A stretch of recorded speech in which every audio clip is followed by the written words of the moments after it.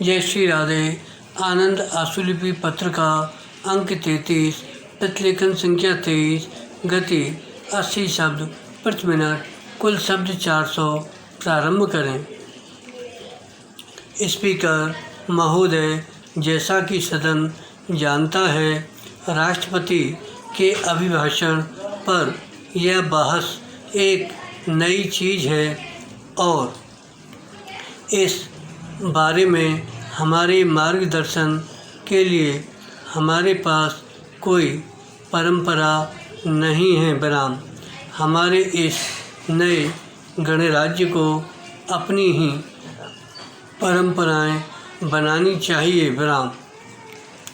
मैंने इस बहस को सुना है और सरकार के नाते हमने इसका स्वागत किया है और हमेशा ही हम ऐसे अवसरों का स्वागत करेंगे जब सदस्यगण सरकार की आलोचना कर सकें और सरकार के बहुत से कामों के बारे में अपनी राय जाहिर कर सकें बराम।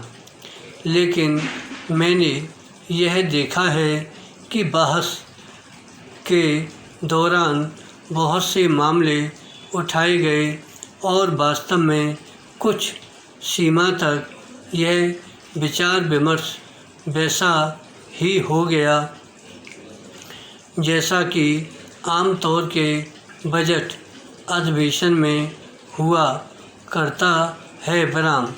किंतु महोदय, मैं नहीं चाहती कि किसी तरह से इस विचार विमर्श को कम किया जाए या इस पर कोई रोक लगाई जाए, लेकिन मैं आपके तथा इस सदन के विचार के लिए कुछ बातें सुझाना चाहूँगा बराम।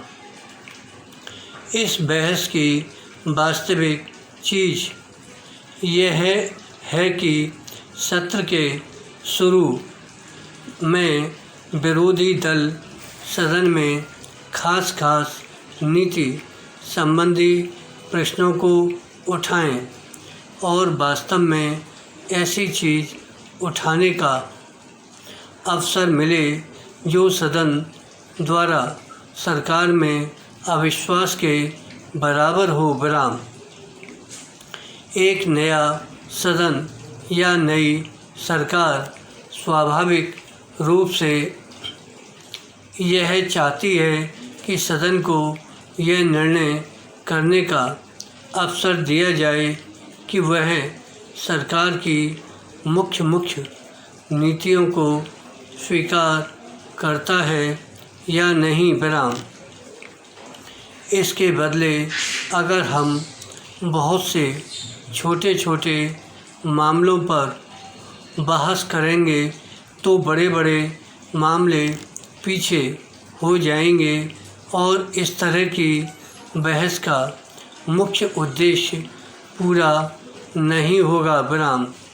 इस सदन में वास्तव में यह कठिनाई है कि विरोधी दल बहुत छोटा है और इसलिए यह उचित ही है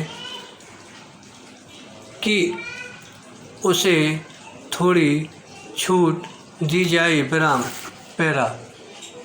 एक दो छोटे मामले और भी हैं जिनके बारे में शुरू में मैं ही कुछ कहना चाहता हूँ बराम। इस सदन के एक दो माननीय सदस्यों ने यह शिकायत की कि सदन में महिलाएं काफ़ी संख्या में चुनकर नहीं आई हैं बराम।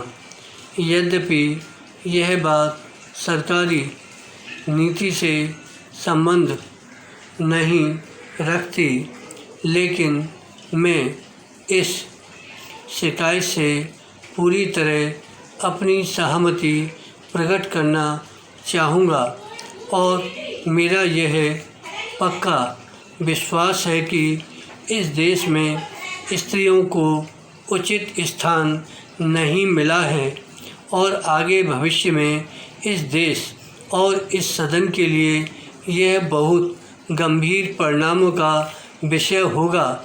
विराम। धन्यवाद।